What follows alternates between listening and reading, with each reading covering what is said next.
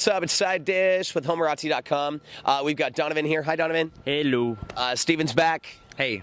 And we have a very, very special, newly shaved head, Mitch, joining us as a guest. Thanks, Mitch. Hey, guys. You look so cute. Why are you wearing sunglasses? It's dark. Who are you? Corey Hart? There we go. Oy. Anyway, okay, let's get serious for a second. Adam had a really, really interesting topic that was on our website. It got huge feedback. We appreciate whenever you make comments. And it was about HIV, AIDS, protection, getting back into the dating scene. If you meet somebody with HIV, how do you approach it? What is your take when you read that, Donovan? What was the first thing that came to mind after you read that article? When I'm like, ooh, this is going to generate a lot of comments, so I was happy with that. I thought it was a well-written article.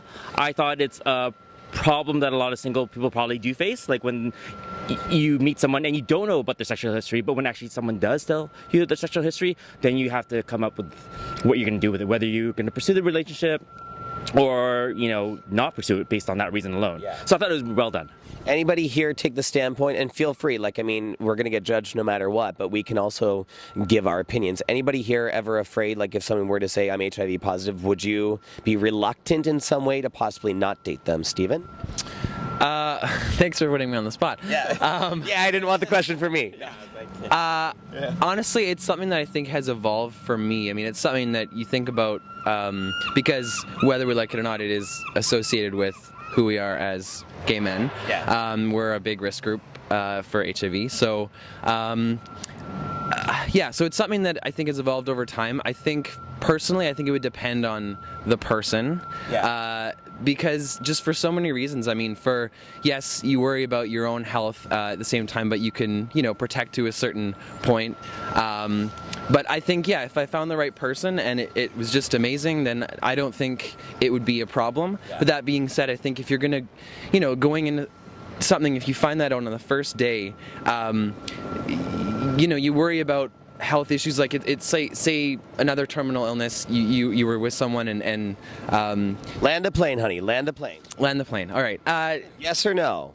Yes, I would be open to that, yes. Okay, that's cool. See, my thing is, like, my mom just got diagnosed, like, a few years back with diabetes, and she was, like, a aerobics instructor in the 80s with, like, you know, the little get-ups. She looked like a solid gold dancer half the time. Anyway, so my mom was, like, athletic, and then she got diabetes, and it's something she deals with every day. She has to do pinpricks, and she, you know, there's new things going on, but medications get better, but at the same time, she lives with it forever, and she didn't really do anything. So when I think about HIV and AIDS, of course it scares me. Of course I don't want it, but I think it's a manageable disease. I'm not saying go out and try and find it, but if it does happen, I think that there is a bit of hope. Mind you, if I get that diagnosis tomorrow, I'm going to freak the out. I'm going to have I'm going to cry, and I couldn't imagine it. So I'm really happy for people that are living their lives and doing the best.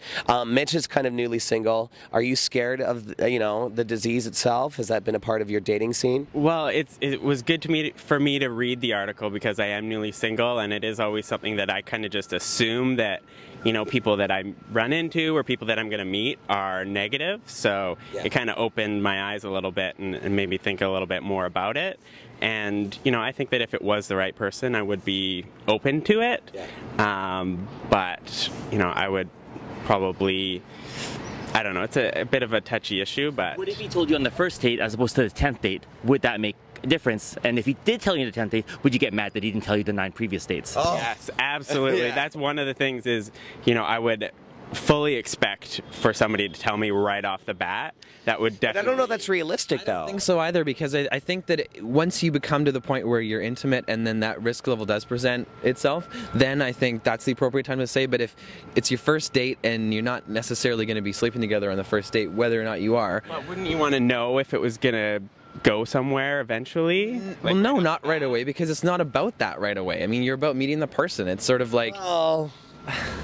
Continue. Well, people ask about what they do for a living, you know, that sort of stuff. I mean, that is part of who they are. It's one component of who they are, right? Now, odds are, okay, let's be honest, though. Odds are, if the date's going well, you both are mutually attracted to each other, there's probably going to be at least, like, a kiss. You never know. I'm sure many people watching right now may have had the experience of it's gone further than just a kiss or a naughty pat at the end of the night. So, I mean, it is a... Yeah.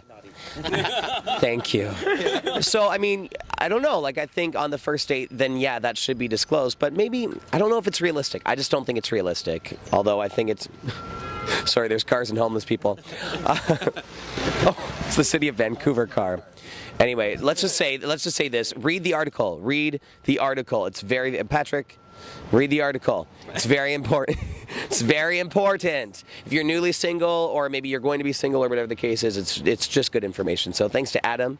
Thank you so much, Mitch, for joining us. No You look problem. so cute with sunglasses and without. And Steven and Donovan, until next time, we'll see you on Side Dish. Later.